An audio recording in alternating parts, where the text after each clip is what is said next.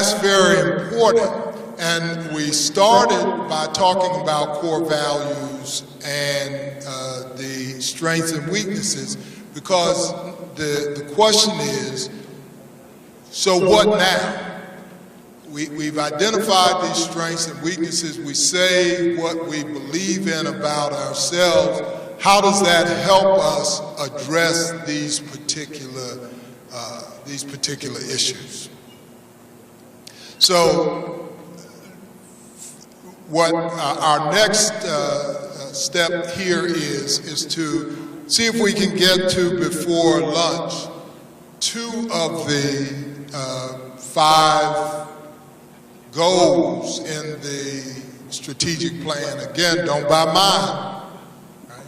Because I may not be talking about the ones that you think Grambling should be talking about, but what I can tell you from kind of a carpetbagger's perspective is, if you're in higher education and you have a strategic plan and you're not talking about student success and you're not talking about faculty development and you're not talking about fundraising, I don't know what the plan, what plan or planet one is talking about. So let's move on then. One of the goals in the, one of the 8 issues identified in the document, 8 Issues and Solutions, was the need to enhance recruitment efforts.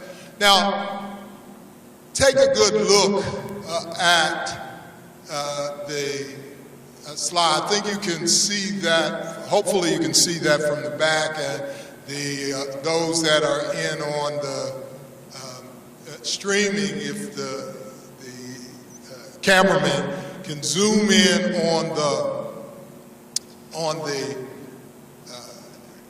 enrollment. This is from iPads, and if you zoom in on the nature of the picture there, that's what Grambling's enrollment looks like today.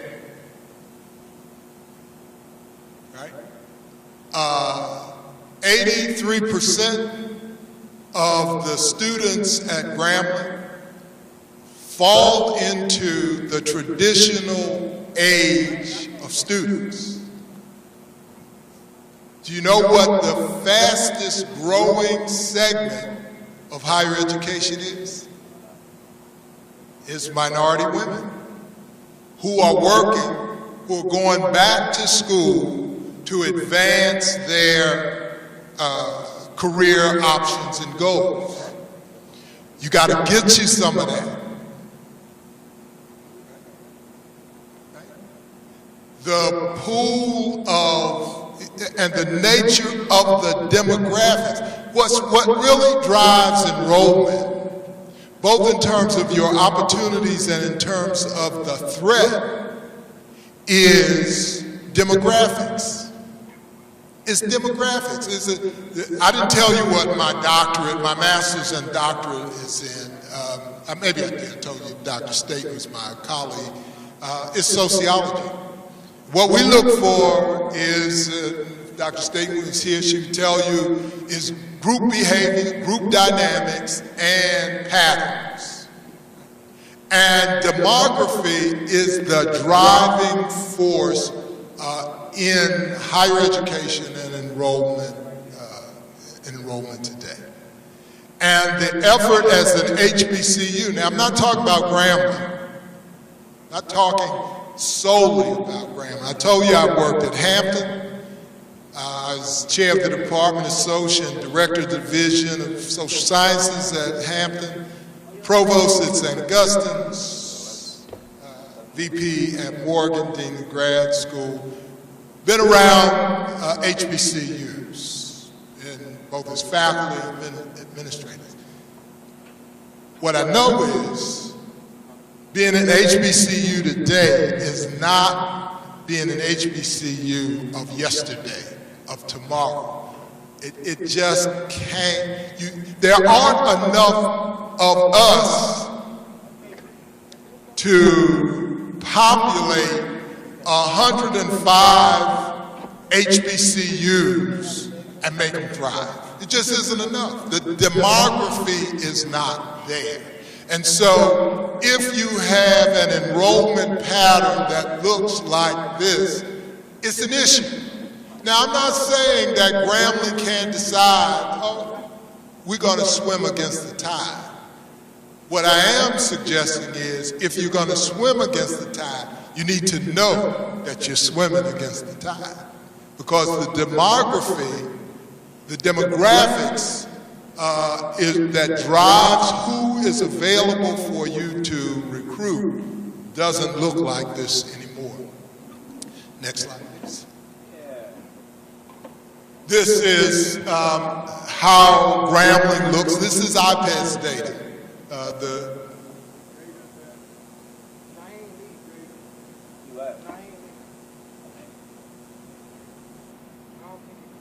Test.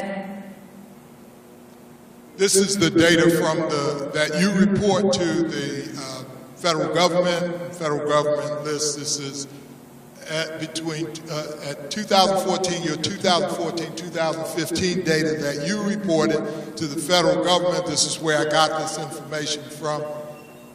You're 91% African American, and then this is the rest of your population. What's the demographics? What's the demographics other than African American? What is this? Is this Lincoln Parish? This is Lincoln Parish. Other than Lincoln Parish, what's the demographics immediately around the Lincoln Parish? Anybody know? White? Where are there Hispanics in this mix? Where? Slim and none. So the community right around here is immediately African American, and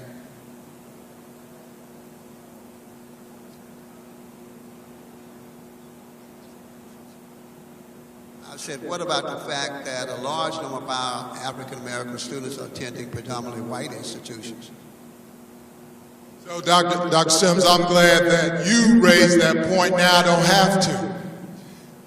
Again, I'm placing it in the context that if the tradition for, when you talk about recruitment at Grambling, the idea that you're going to go out and get more African American students between the years of 18 and 24 means that you are recruiting from a very narrow pond.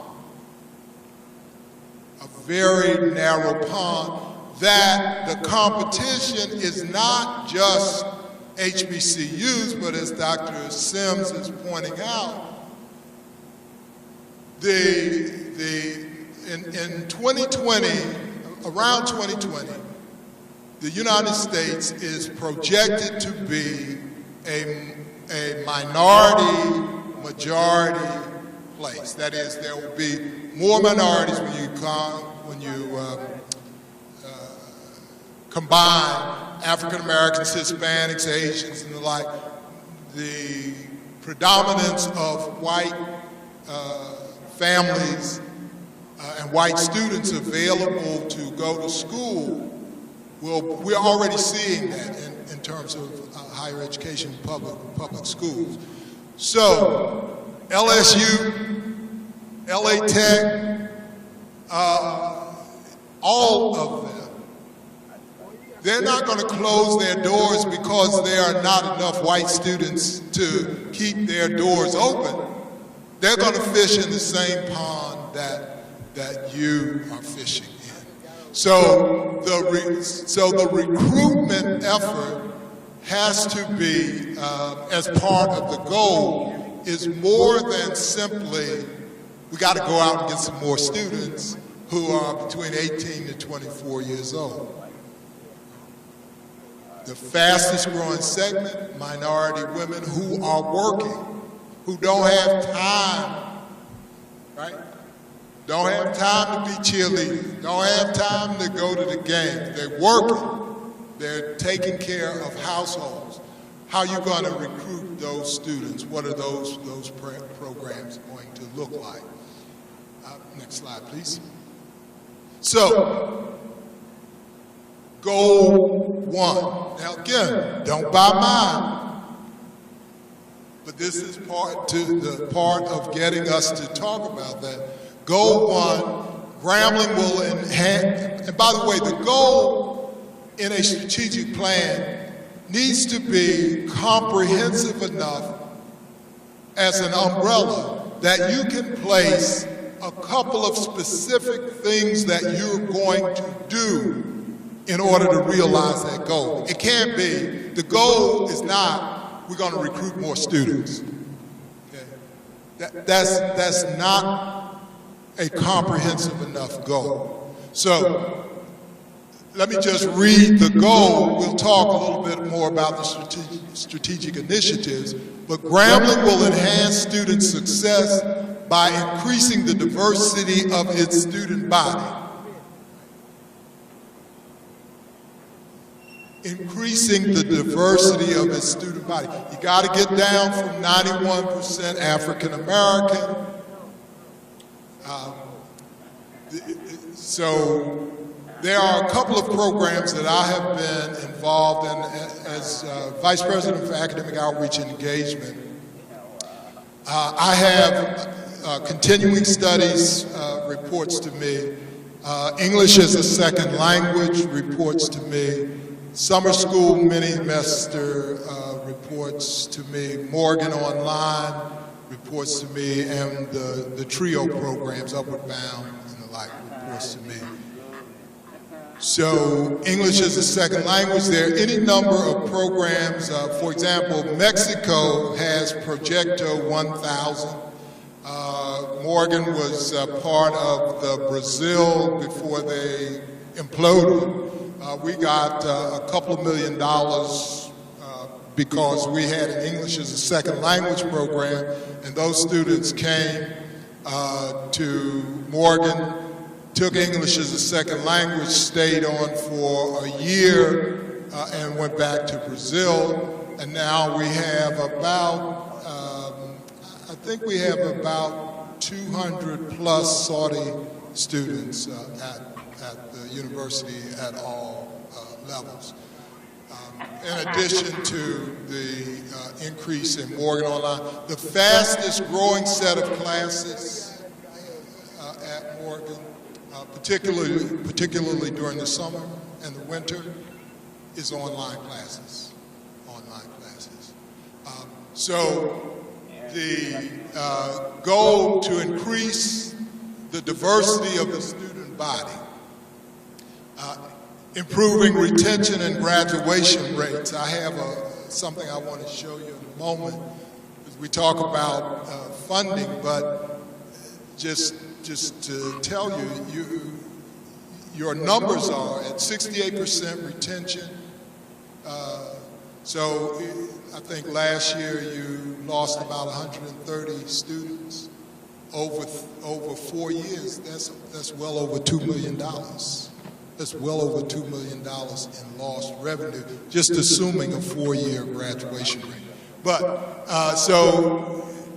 improving retention and graduation rates of both undergraduate and graduate students, hiring and retaining academically qualified and committed faculty and staff. I'm going to recommend that you think about taking that line out of that goal and putting it in the goal under faculty, supporting faculty. And then, and committed, and by offering challenging degree programs of regional and national global significance. Any comments on that goal? Where are my students? I want to still, because this is going to directly impact students. Where are my students? Right here? Right? What's your major? Yes. I'm a junior.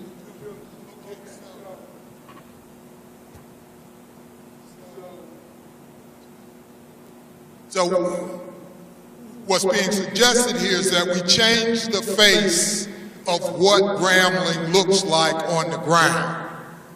What do you say to that? Well, Grambling will always, excuse my voice, I'm a little hoarse, but Grambling will always have its history, so some things we have to stick to.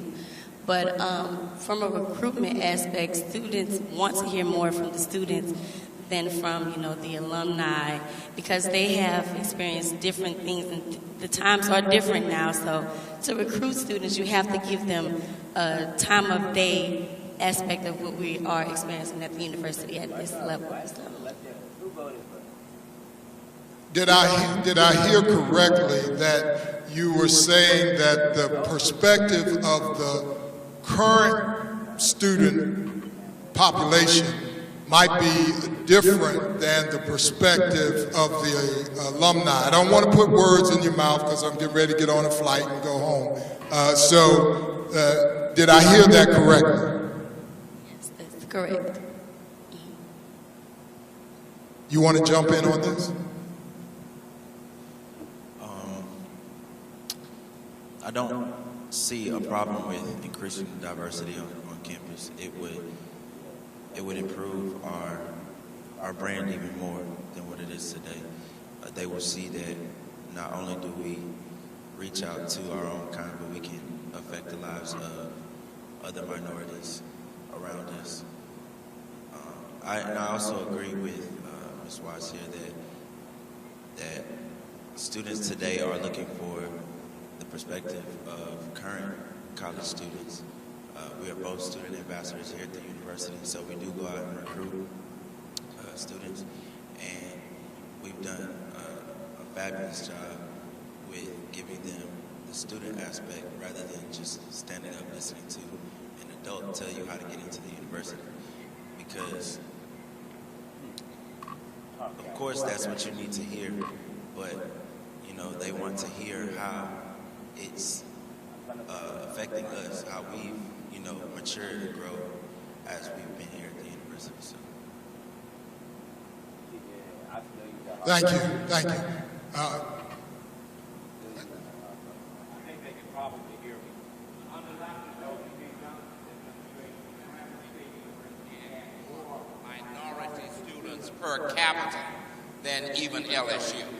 So we've always been open door. We've always accepted, but we also know, as Booker T. Washington stated, cast down your buckets where you are. We have enough legacies and we have enough other people that we can pull. So we're always an open door. We're always invited. Give us your tired and your poor, your huddled masses yearning to be free. We are that institution. Well, so thank you. And what I would challenge you is, if that's the case, how did you get to 91% African American, 18 to 24-year-old students? It's not an attack, it's just a challenge. And it's going to take more than just, okay, this is something that we need to do. This is where the money is.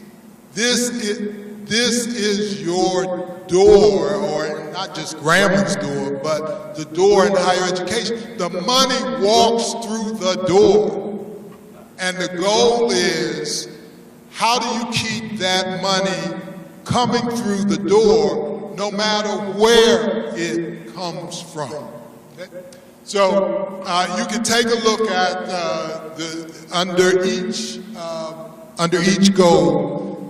I'm suggesting you think about 3 or 4 key initiatives that help you achieve that goal. Again, I've drafted some just based on the documents that I've read about Grambling and what I think I know about higher education, but I'm going to keep saying this: don't buy this plane.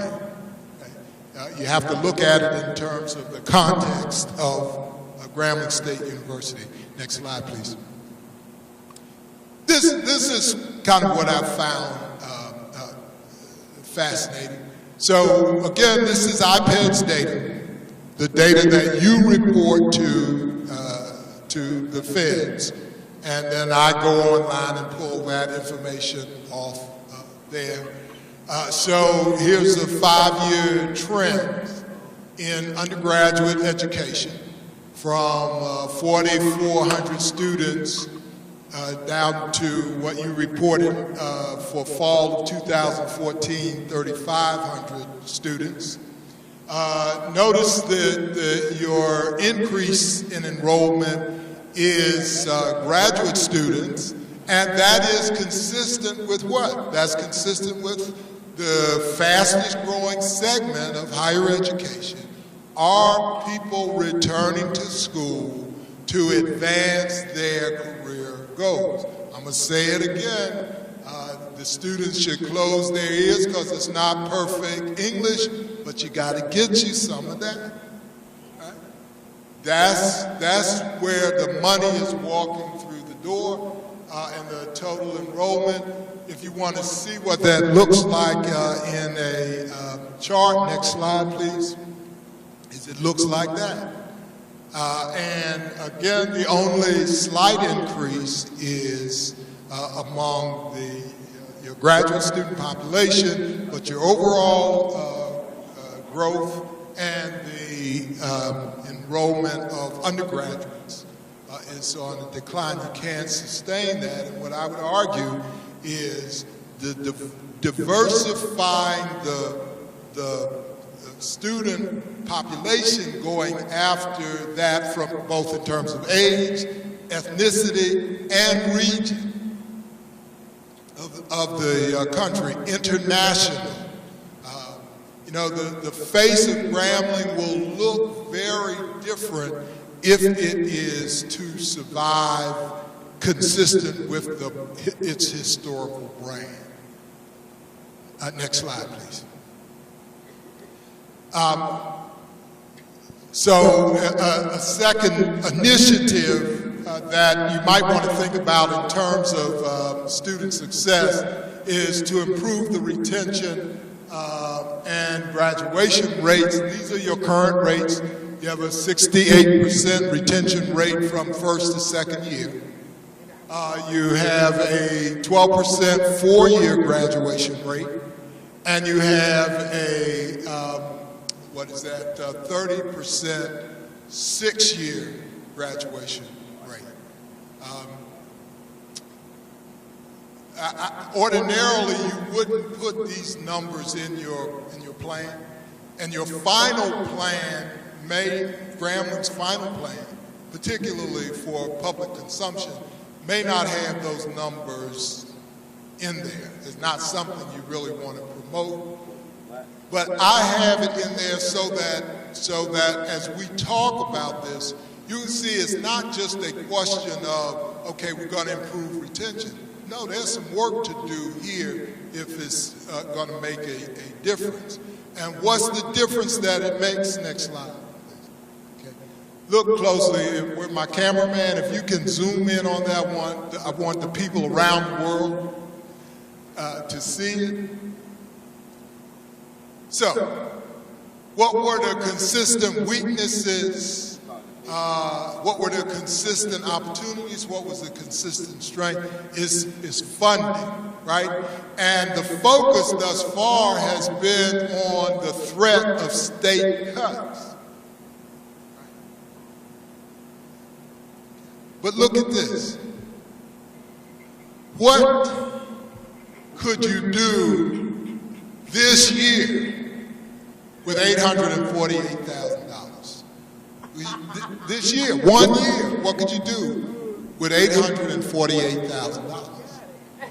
And 3 years, now what's the 3 years? Well, first year and then the next 3 years, the 4-year graduation rate. If you kept those students that you lost for another 3 years to graduate in 4 years, if you didn't change, what we're talking about is in fall of 2014, you had 406 first-time, full-time freshmen.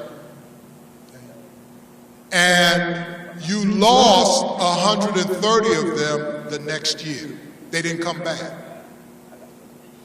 What would happen if you had a program that focused on just retaining students from the first year to the second year? what could you do in 1 year with $848,000?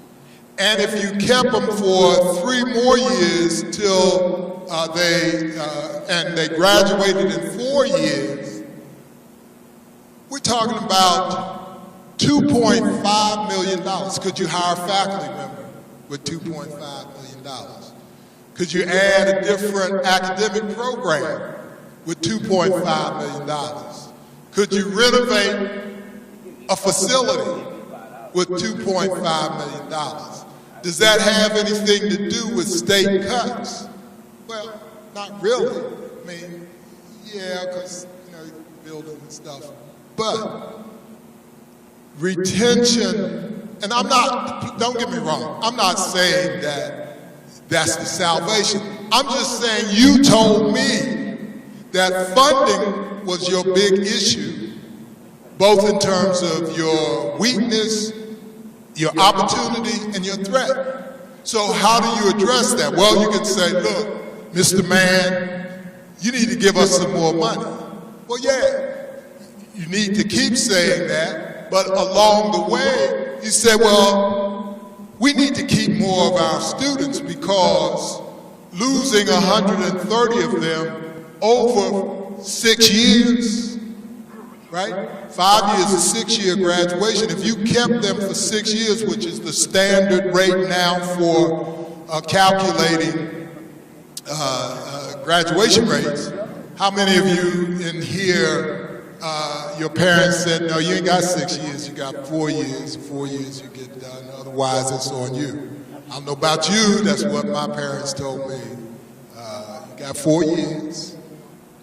They said you got 4 years, but that was just 4 years for me. They weren't saying you got 4 years and we're going to give you money for 4 years. No, we had to find that. But 6 years is what the government uses now to calculate graduation rates for first-time, full-time freshmen. If you kept them for 6 years, what could you do with $4.2 million? Could you hire more faculty? Could you develop more academic programs? Could you expand a facility? That's just one area in terms of the goal. And again, some I've heard some of you saying to me directly, others I've overheard some conversations about, yeah, we keep getting these plans, and we keep getting these plans, and we keep getting these plans. Yeah, but the implementation of the plan got to start doing something, and that's on the community. That's on the community. That's not just, okay, we wrote the plan somehow magically produces something. That's work. We're just saying, where are you going to put the university's resources and the like? You may have heard this saying, put your money where your mouth is. I would paraphrase that a little bit and say, put your money where your money is, right? Put your money where your money is. So if your money is students walking in the door, then the money, the priority for funding needs to be where the money is walking. Either the money is walking in the door or the money is walking out the door. Right? Put your money where your money is.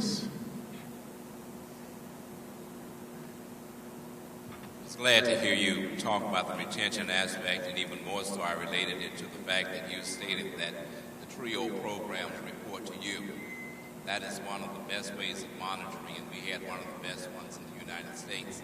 And I think that the statistics will bear that when we lost our TRIO programs, then our retention started going down in terms of scheduling of the students, in terms of making sure that athletes would not have heavy schedules during their playing seasons, all of this. So would you maybe address some of that and how you all have been able to work that out? Well, the position of academic outreach and engagement, which I'm the vice president, began in 2013. And the trio programs that we had was Educational Talent Search and Upward Bound. And essentially they were doing their own thing. Educational Talent Search wasn't doing anything. We had to close that down. But Upward Bound was a strong program. But it was treated like a stepchild. And my point was, we got all these potential students coming to Morgan to be a part of this program, and they're going elsewhere to go to school. Oh no, we can't have that.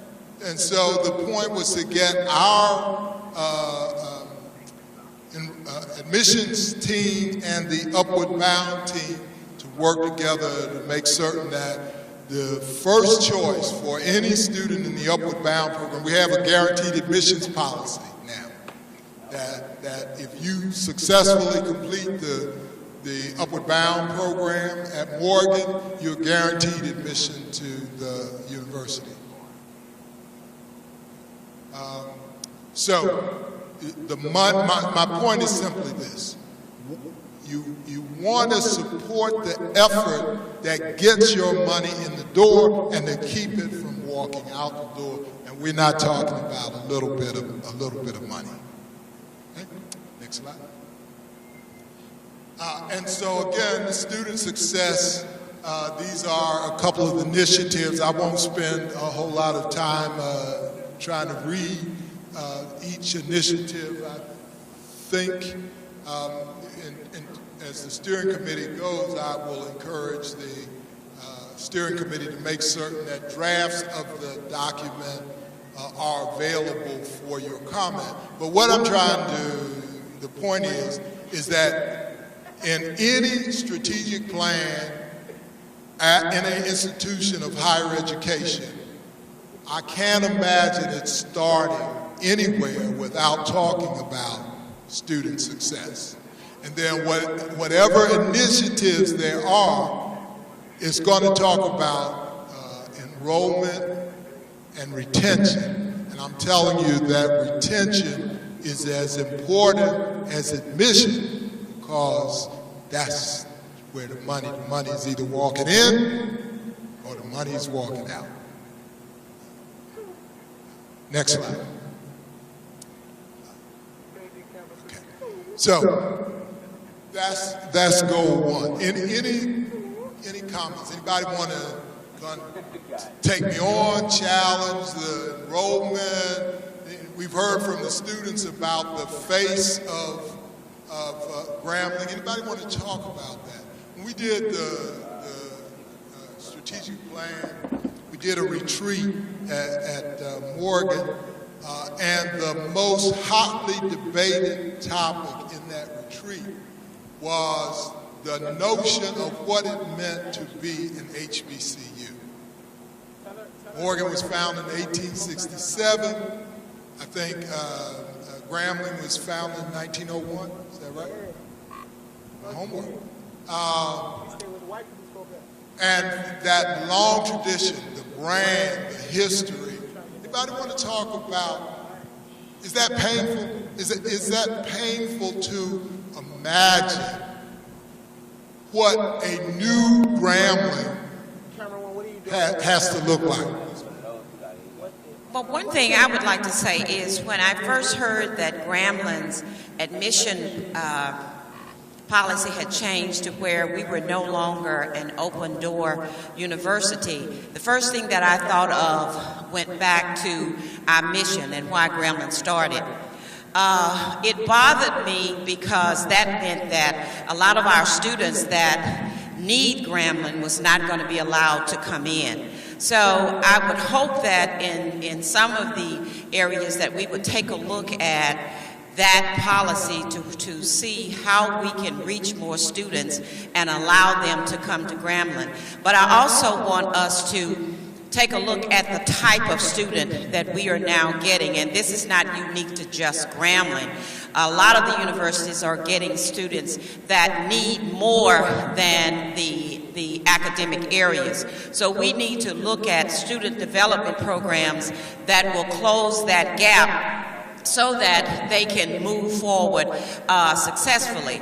We have to understand that some students cannot work on their own. So we need to have hands-on programs that would guide that student all the way up. And that's important for retention as well. Thank you. Let me get back here. People trying to hide from me back here. So what about this notion of that the face of Grambling might change in order to realize any strategic plan? Anybody back here want to?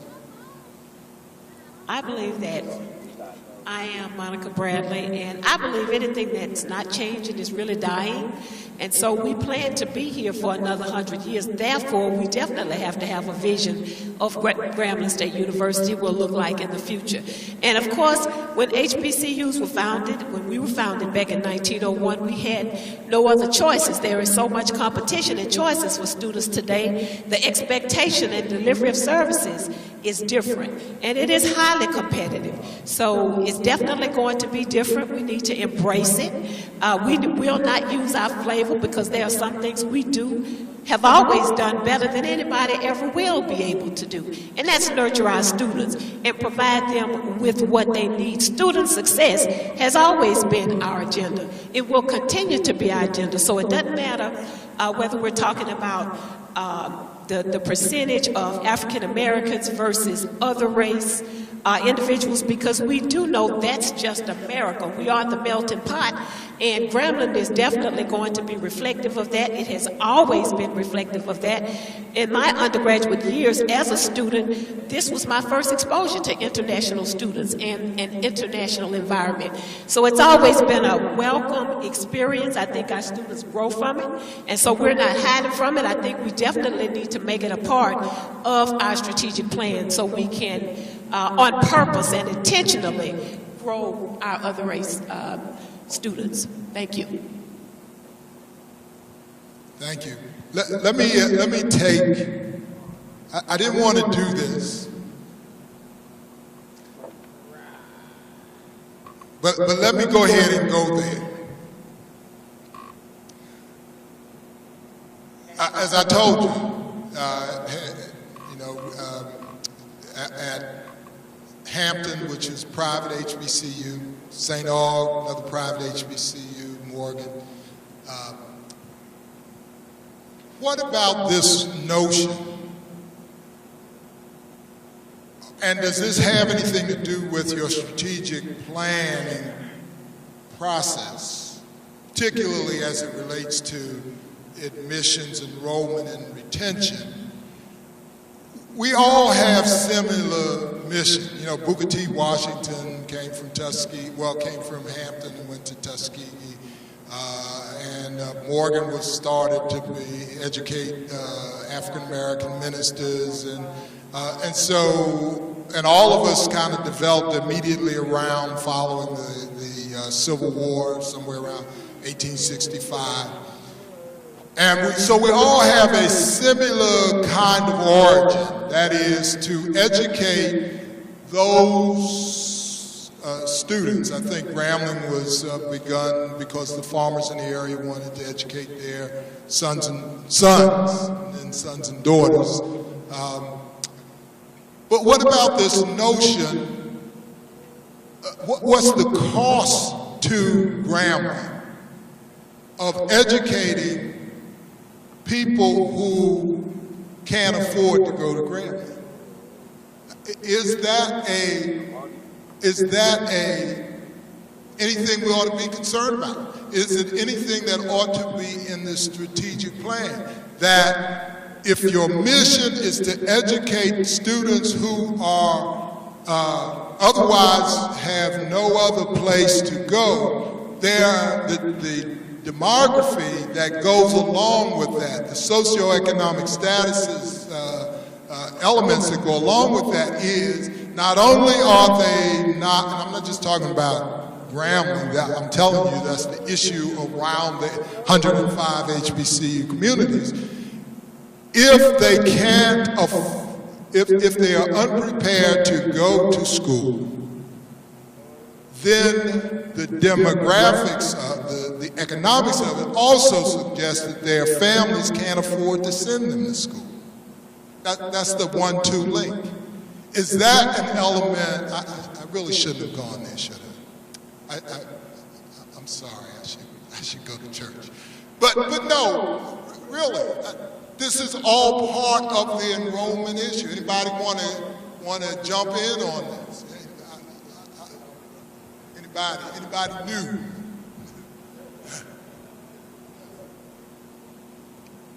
Good morning. My name is Anthony Cherry. I'm a graduating senior studying political science. And your question, if we dive into your question and we go the route I think you're trying to apply, then we lose the tradition that we are. If we, say forget the students that can't pay for, well, most of the students that come here can't pay for it. So if we do what you're saying, then we will lose the tradition that we. What I think you're saying is that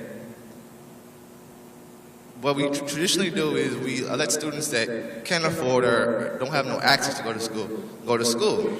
And so you're saying it's like a double-edged sword. If we do that, we're letting students, get opportunity, but at the same time we're losing money because these people can't pay for it. So we got to find ways for them to pay for it, or they can't come to school. And so, but that's the tradition we have, and that's something that we need to, continue. I think the argument is how do we get federal money or state money that's really caring about HBCUs.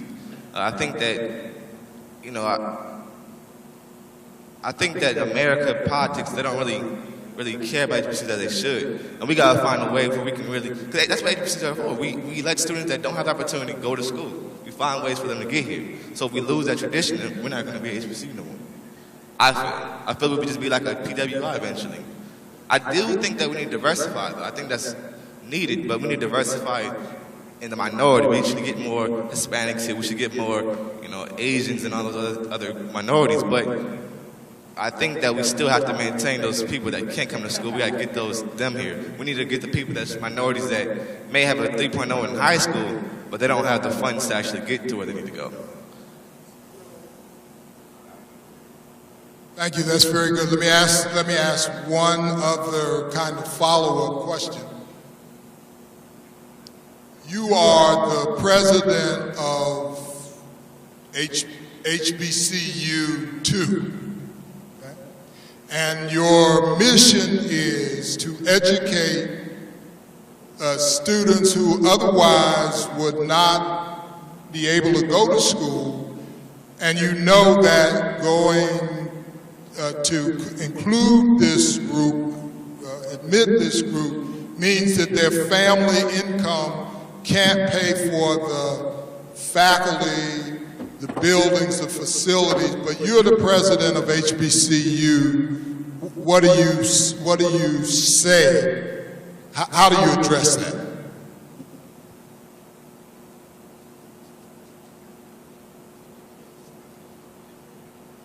Pretty much, how do you address the fact that there's no fund? Is that what you're pretty much asking?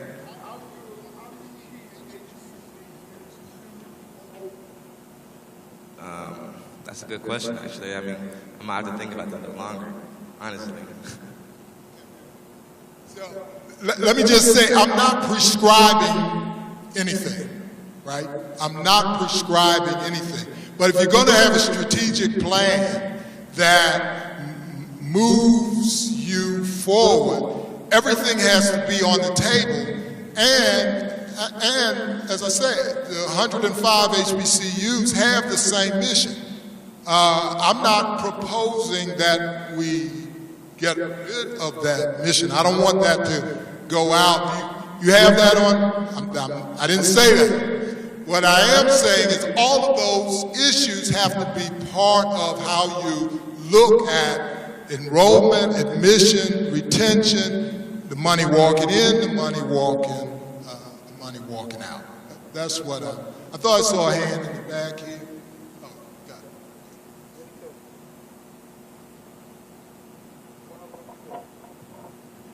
Good morning, I'm Brady X. Copeland. As you were talking about the mission, I was thinking that the mission of Grambling was kind of to serve the underserved students. And I think as we look at the information that you just gave us about where the students really are. I think we can still maintain our mission and diversify our student body at the same time. I still think that there are other students who are underserved and who could really benefit from the Grambling model of education. And they don't all have to be black students. They can be national students, they can be Caucasian students, they can be whomever we can find. They certainly can be older persons, many of whom had no opportunity to complete their education at a younger years. So I don't think we need to be afraid of the changing face of the institution. We just need to be true to the mission. And I think if we do that, we can still maintain the Grambling brand, but at the same time, increase our student enrollment by diversifying the student population. I think we need to look at our population where we're located. The fastest growing population are the Hispanics. We have Dubac, Farmerville, Ruston, Simsboro, where the Hispanics are located, Arcadia, because they work in the low-income jobs. They work in the chicken plant, they work in the glass plant, all around. They all have children. And I know personally, from a personal standpoint, that their kids are going to the schools in the area. A lot of them are going to Simsboro, Farmerville, Dubai. But they're not going to college. They're not going to go to Tech. I know because I have some working for me. And I've been trying to counsel the girls especially. One took a dental course. She hasn't yet gotten a job. The other was doing a nursing down at the school in Ruston. But she gave that up too. And one of the things that she had said as she was going from grade to grade was that I don't want to do what my mother is doing, which is cleaning my house. But that's what she's doing. Every Thursday, she comes in to my house and cleans. She goes into my son's house and she cleans it. And she's only 21 years old. They are an asset that we could really use. They are bilingual because their parents start them off speaking Spanish. Then they go to school and they learn English. But the parents still communicate with them in Spanish. So they are bilingual. That would do a lot for our community. Now we've got to catch them early, like 10th grade, 11th grade, and before they graduate from high school. Well, these two girls graduated from high school. They had an older brother who quit school in the junior year. He's out doing lawn service, all in Grambling, Ruston, whatever, and making good money. But he does not have a college education.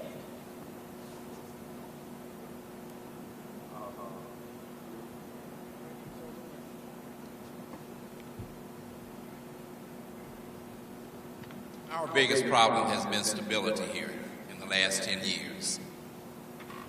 I'm old enough to remember Dr. Adams ate at his table often. Prez was like a grandfather to me. Dr. Johnson was a mentor. They were focused. They were here to do what needed to be done. If we could ever get some stability here at Grambling, we would be able to continue with the initial thrust of remediation, then the enrichment aspect of it. But we have got to become stable. Grambling can function. It can get the federal funds. We know how to do that. Faculty members have to become a little bit more dedicated and realize that we're not going to get all students who are A and B students. We have to take them from where they are to where they ought to be. We can retain the students. We have retained the students. It is a matter of commitment. We're not opposed to change. Change is good, but our basic problem has been we've been trying to fix something that wasn't broken, and we didn't know how to fix that wasn't broken. We do what we do well, but give us an opportunity to do what we do well. Let us stabilize, and then we can go on.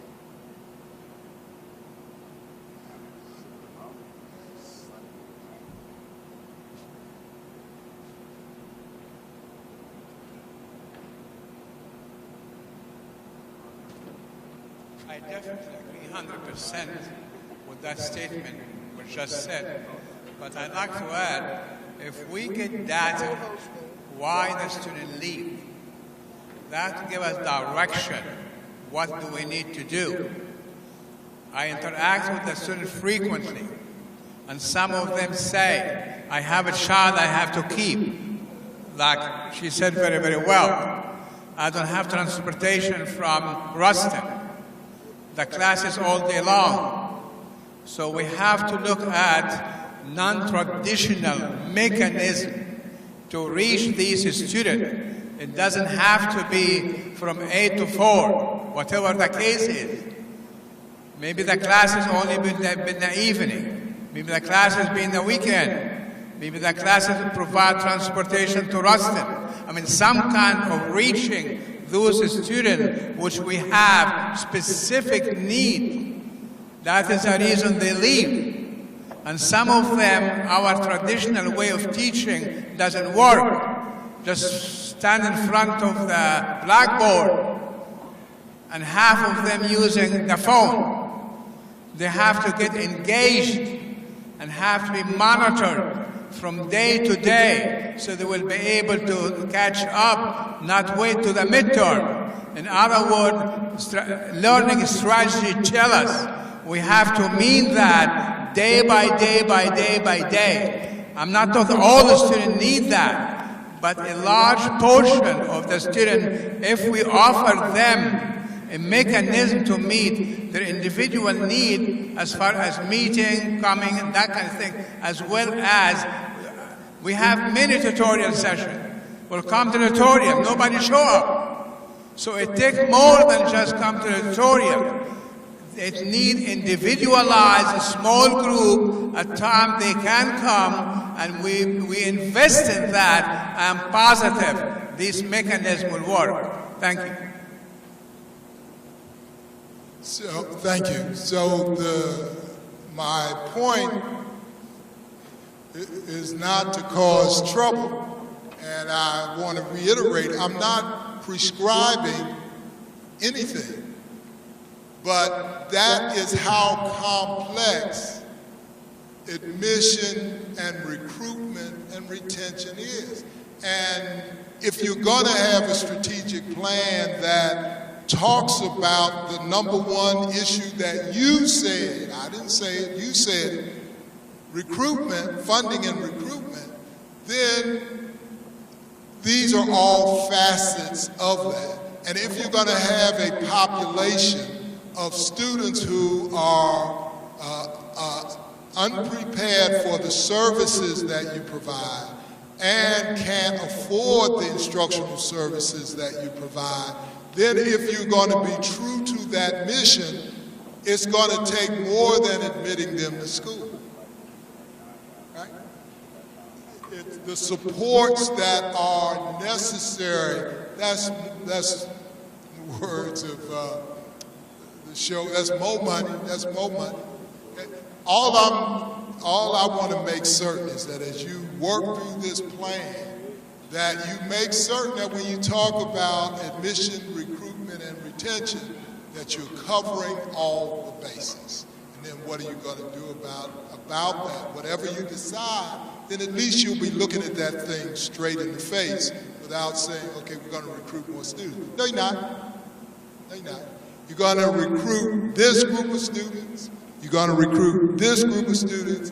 In other words, you're going to build a class. Every year, you're going to build a class. You're not just going to recruit students. You're going to have this group of diverse students. You're going to have this many students who can afford Grambling. You're going to have this many students who are consistent with that universal mission. Okay? All right, very good. That's the first goal. Let's talk a little bit before lunch about faculty supporting faculty excellence. Next slide. Okay, so again, I hope that you can see that we are working through, in some respects, what you said was important. Recruitment, now we're talking about faculty development. You can question, and I encourage you to question, the role here, how you want to describe this goal. What I want to suggest to you is, at an institution of higher education, that any strategic plan like student success needs to address in some way that issue that's essential to the quality, the nature, and the amount of your faculty. It's an institution of higher education. Your SWOT analysis, your core values, told me that you believe that as well. So the strategic plan, goal 2, in order to support a student-friendly learning environment, facilitate the use of a variety of classroom and online instructional methods, and enhance professional service and outreach to communities throughout Louisiana, Grambling will. Ms. Proctor, would you go back a couple of slides to the beginning of the student success slide, please?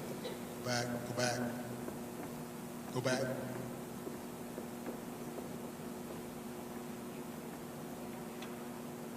Go back to the beginning. Back. Right there.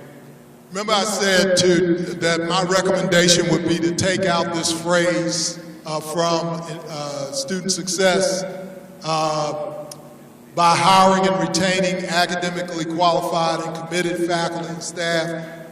You might want to think about taking that, Dr. Hilton, where are you? You might want to think about taking that, and Dr. Smiley, the steering committee, that phrase and putting it in, Ms. Proctor, if you go back to the start, Grambling will hire and retain, put it in that goal instead of in the student goal. So it would say, Grambling will hire and retain qualified faculty and staff, and promote excellence and encourage and provide resources for the production and dissemination of the highest quality research, scholarship, and artistic creativity at the university. You might want to consider that. It's not going to rise and fall on it, but it may be more consistent, make more sense there. So the strategic initiative to identify high-quality academic degree programs. When I was chair at Hampton, part of the reason that they hired me was because I had my sociology concentration from Bowling Green was criminal justice, and they had one of the early, some of you may remember, the federal government had the police money to develop criminal justice programs. Hampton had a grant. I was teaching at Trenton State at the time. They called me they had about a year left on the grant, called me to come to Hampton to chair the Department of Sociology and direct this program. So when I got there, as sociology, one of the problems in the sociology department was low enrollment. There was, in the standard fare of sociology courses, things like deviant behavior, social problems. They don't draw many students. So a course then that I developed, I call sex crimes. Sex crimes. It was standing room only. Did you know what the program was? It was nothing more than the sociology of deviant behavior. It just wasn't called sociology of deviant behavior. It was called sex crimes. What's my point? The point is that maybe it's necessary, in addition to adding new programs. First of all, you got to identify what those programs are at Grambling that are attracting the largest number of students. Where's your money? Where's the money walking to? Where's the money walking away from? But also be aware of the marketing of that program. How that program, the sociology of deviant behavior, which 10 students might sign up, became sex crimes, and I couldn't keep enough faculty to teach the number of students demanding that course. So identify high-quality academic departments of significance to Grambling's future, and develop a multi-year hiring plan to recruit faculty. In other words, it's a question of where you put your strategic resources and what you're going to develop. No institution can be all things to all people. So what is it that Grambling is going to focus on, become known as? In the SWOT analysis, one of the strengths that it indicated was it had these niche programs, but it didn't, other than service learning and criminal justice, it didn't identify what those niche programs are. I'm encouraging you to take a good hard look at your academic program, see where those numbers are. Don't be afraid of them. And what do you need, what does Grambling need to do in order to promote those programs? Yeah, some programs are not going to get the same amount of resource, same amount of attention, but the money, if the money is not walking into those programs, what does that mean in terms of how Grambling promotes itself? Now again, I don't know what those programs are. I didn't look for them. I didn't go to the catalog. And my conversation with Dr. Larkin will not be about, well, you need to do this. I don't know what you need. But I do know in terms of strategic planning, the first thing is to identify what the nature of the issues are. Where are the programs at Grambling that are produced, where the money is walking in the door? What are those programs? What are programs where the money is walking out of the door? What are those programs? And then what does the Grambling community decide that it wants to do about it? That's hard stuff. That's hard stuff. Now, I was provost at St. Augustine's.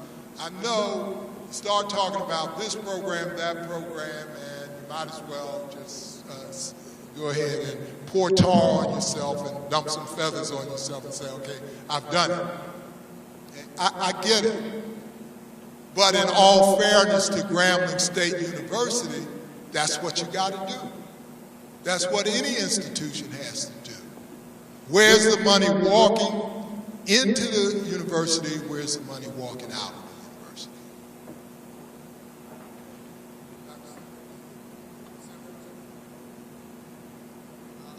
Faculty Senate President, I was listening to your comments there, new program offerings. Certainly that's something that we need to look at here. But I think here at Grambling, you know, our faculty, in my opinion, is always concerned about the quality of our teaching and the quality of learning. But in that thought process, there are some impediments that certainly, you know, impedes our ability, I think, to do what we really want to and need to do. Things such as salaries, haven't been in an environment where we've been around and haven't received increases in salaries for years. But at the same time, we see funding for administration. Administration funding is growing and growing to support staff at the same time while consideration for faculty is going down. I've said to the administration here that the faculty is the heartbeat of an institution. We say certainly we want to be student-centered, but without a quality faculty. And I recall talking to a president, and he was sharing with me the success of building a great institution. And one of the things we talked about, he says, give me a quality faculty, and I'll give you a quality and first-class university. And so basically what I'm saying, in this plan, in this strategic plan we are addressing today, if we don't truly consider improving conditions for our faculty, I think we are falling. In an environment where, resources just for a classroom, you don't have quality classroom chairs are broken in our classroom, don't have adequate, technical support. These things, to me, cripple our university. And if we're serious, we've got to address those issues. We are losing faculty at this institution for pay. We're losing them because there are a lot of unmet needs. And so I'm going to continue to insist that that spotlight be put on our faculty. And I don't want to underestimate, we have some of the greatest minds at this institution.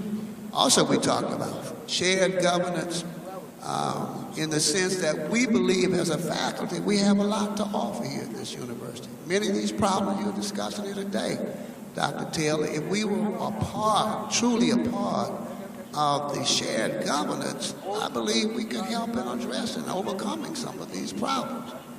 But for years, these kind of discussions have fallen on deaf ears, and here we are today again talking about how do we go about. And my last comment is going to be on this, and I think you alluded to it earlier. With all of these grandiose plans, but we've got to find a way to put legs, for a better word, to these plans. We've got to find a way to buy into these plans to make them become a reality. Because again, somebody said, if they're just sitting on the shelf, they're not going to do us any good. So the challenge is going to be, how do we breathe life into all that we say and do here? Without that, I think it's for naught. So thank you, Dr. Simmons. And I think, once again, so if you weren't engaged in this process, right? If you weren't engaged in a strategic planning process, what other voice would you have to get this down as an operational issue? And so what I would encourage the faculty to do is to own this. That is, so I listened very carefully to what you were saying. There are ways to address pay inequities. There are ways to address facilities that the faculty need. So let's just take facilities for a moment. Though in the analysis it was not as high as one might imagine. But facilities is not just the arena or the football field. It's also the classroom. So what are the priorities?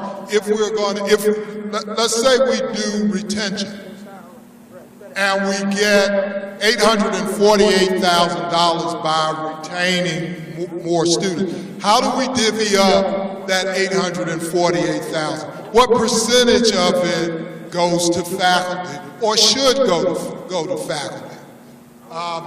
And if we are successful, when we are successful at retaining them for 5 more years, and we're now talking about an extra $4.2 million. How's that money get divvied up in terms of facilities and or pay for faculty?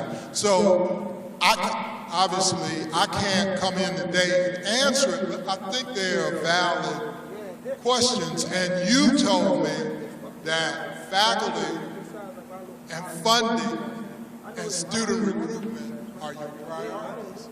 So that ought not be a problem, getting some aspect of that into the strategic plan. And if the faculty are the heartbeat and they are the ones who are here after the presidents are gone, after the students are gone, then they ought to be able to say, irrespective of the new personnel coming in, we have this plan, this is what we are living by, here's how we're divvying up those resources. So thank you, Dr. Simmons. I heard the frustration, but I didn't hear that there is nothing that we are engaged in today that's inconsistent with those goals. So thank you. And again, the other consistent thing is, it's number 2. It's the number 2 goal in terms of the strategic planning process. And so I'm encouraging the Grambling community, and in particular the faculty, to say what strategic goal 2 needs to look like. My name is Rachel Neal. I'm the controller here at the university, and I'm also a Grambling graduate, 1996. I think one of the things also we need to kind of consider when we're looking at our strategic plan is feeding the need for the workforce in our area. I came out of the private workforce sector before I came here. And I know I have an accounting degree and CPA license. And in that area, there's a lot of companies that are looking for people. They cannot find, qualified people to fill those positions. I can think of the CPA firm that I came from. They're constantly looking for, and they just can't find those. I think we need to look at maybe not necessarily even degree programs, but maybe prep courses. Like when I took my CPA exam, I had to do it online. I had to do it, through a book and study on my own. Why don't we have classes where somebody can come here on a Saturday, study for the CPA exam, prepare them for the exam, so you can go, those kinds of things, preparing people to get their licenses or certifications and things like that. It doesn't necessarily have to even, deal with it'll be something on a Saturday or something like that, something non-traditional at night, and it would feed CenturyLink, who built that big building, and they're looking to hire people, and we could partner with them to be able to fill some of those slots, and use the staff that we already have, and, give people other opportunities to fill, those are things that's not even being done right now. CPA exam, normally, people have to go way to Jackson to even take a course, to sit down in a classroom. There's nothing around here that does that right now. I think we need to look at those type things that is needed, but we don't even have it in this area. We don't even have to compete for that because there's nothing around here right now. Thank you. I actually, Dr. Smiley, Dr. Hilton, I think in one of the goals, we talk a lot about tell me her name again, please. Ms. Neal spoke about. So Ms. Neal, not only CPA, right, but Microsoft certification, Cisco certification, all of those professional certification opportunities and programs.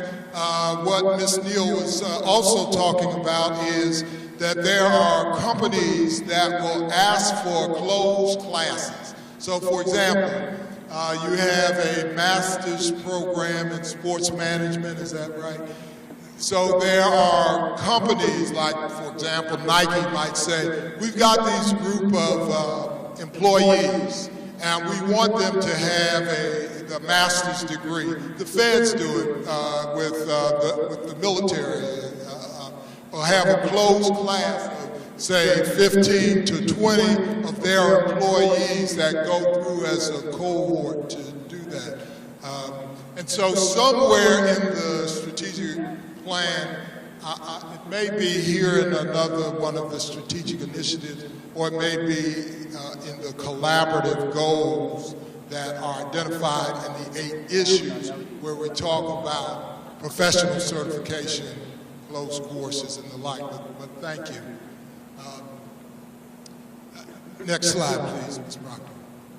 So faculty in all of Grambling's graduate and undergraduate academic programs will implement a full cycle of assessment of outcomes for academic programs by identifying expected learning outcomes, documenting the implementation of assessment methods, and data collection on student achievement. Where does this come from? So among the documents that I read was the SACS report for Grambling, and it identified a number of things that Grambling needed to do to maintain accreditation. I said earlier about this version of the strategic plan is going to address several issues, and one of them is you're trying to show SACS that you're aware of what they said was necessary, and this is how you are addressing it. You're showing your accreditation bodies that you do evaluate, you do program evaluations as faculty for your program. In other words, a lot of the strategic initiatives you don't have to invent. They've already been identified for you in those, either from your Board of Regents and or from SACS and or from your accrediting bodies. What are they saying you need to do? Well, some of that, it would be good to reflect in the strategic plan, because it shows then that you are aware of it. This is actually the second iteration of that, of a strategic plan document. The first one was developed by the steering committee in November, and it had references to the self-study, the SACS self-study, and other documents. This is a third initiative. Next slide, please.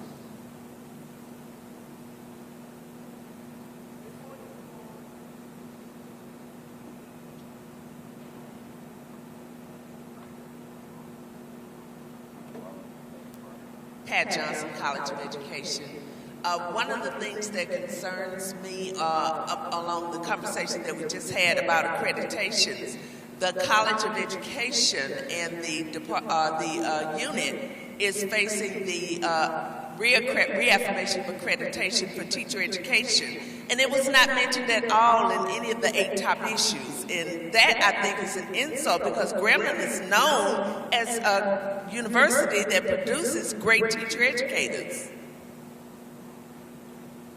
So let me follow up. Then we would presumably want to make certain that, at least in some broad form, that doesn't happen again, right? So what? So what would you suggest as part of this strategic planning process, or is there not a role in the strategic planning process for this concern?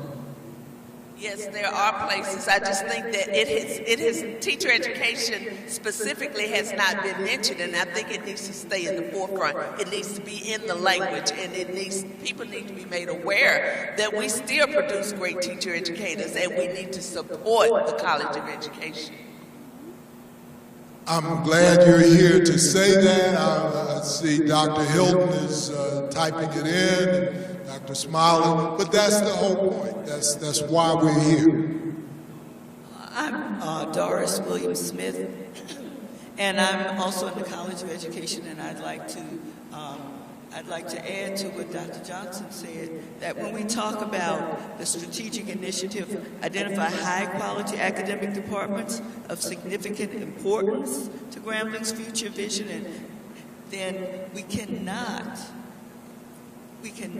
exclude education, because education is important to the future. Education does make a difference in every area, because anybody who is going to be successful has to be educated. And so teachers are important. Preparing teachers, preparing principals, that's very important, and it cannot be ignored. And so whenever we identify what are the important programs, we cannot exclude education as one of the key, very important programs. Thank you, and I trust that you were clear. I'm not cherry picking, right? I haven't, you said service learning, you said criminal justice. I'm just reporting what you said. But the conversation about identifying what those important programs are essential. The other thing I want to be clear about is I'm not suggesting that any particular program, let's say for example, there are some programs at a university, I don't care if you got one major in it, if you're going to be a university, you got to have that program. That's English as a department. We got rid of any number of other programs.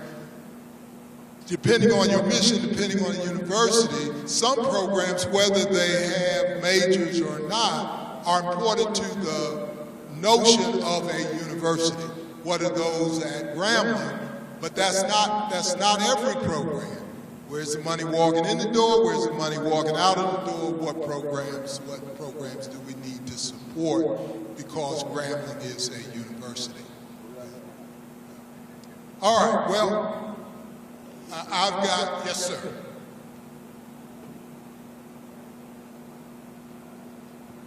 I have to butt in sort of out of nowhere. I had to teach classes this morning, so I couldn't be here early. Some of what I might say may have already been discussed. I don't really know. But I wanted to make a few points.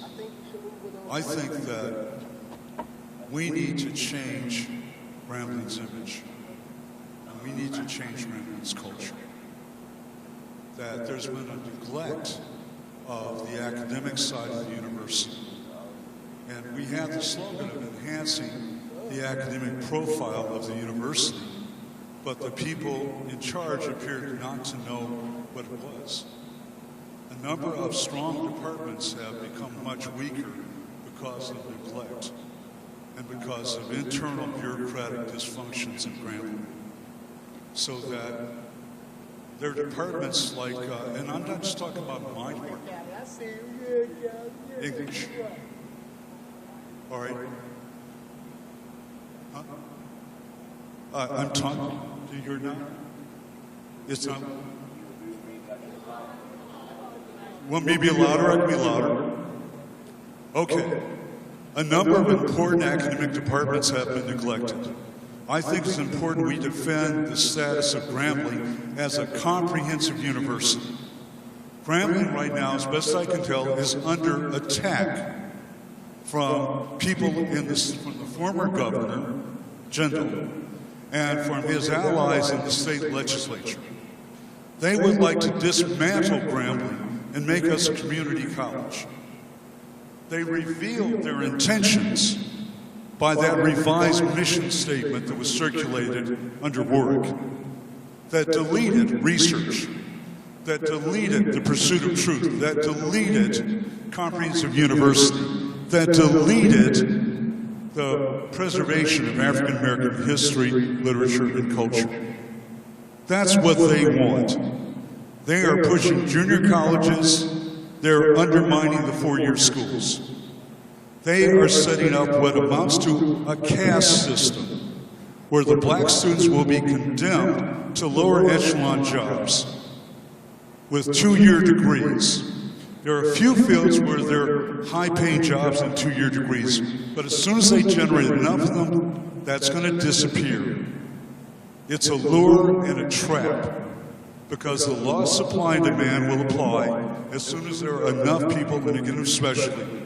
And if those jobs are automated, if those jobs are outsourced abroad, those people are going to be left high and dry with minimal education. We need to defend the mission of the university. Right now, everything's being reduced to workforce development. But workforce development is basically vocational education, is a trap and a lure. We want to have our students well educated so they're competitive with anyone, anywhere. We used to have a very strong criminal justice program, but as Dr. Simmons will tell you, it's been neglected. We used to have a very strong program in psychology and sociology. We put a lot of our students into good grad schools, and a lot of them have become professors. We have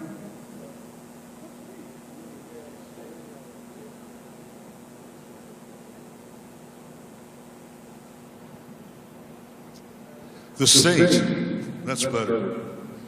State has done a number of things, and unfortunately some mistaken administrators have collaborated with them, like when we lost the consent decree. Or when Grambling decided to reduce the number of required English courses from 4 to 3, when in fact almost every other university is requiring at least 4, and when in fact we have students with the lowest standardized test scores of any state institution. Part of that is because the way Grambling's been recruiting.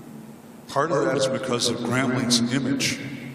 People who were here in the 80s will testify that Grambling was stronger academically then than it is now. We've got to reverse those negative trends. We've got to re-emphasize academics. And if we do, Grambling will survive and Grambling will thrive. But we have to face our deficiencies and make corrections. All right, well, thank you. So we are, we've accomplished, let me just reiterate, this morning what I wanted us to be able to do, at least get through, is the core values, the SWOT analysis, and the first 2 goals of the strategic plan. Those were the big ones. We're about to break for lunch and then come back about 1 o'clock.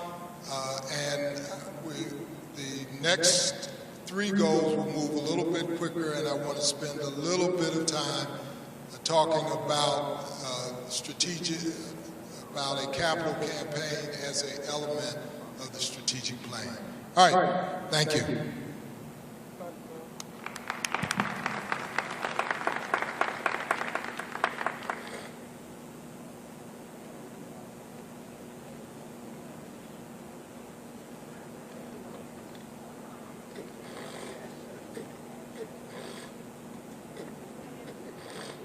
All right, lunch is available.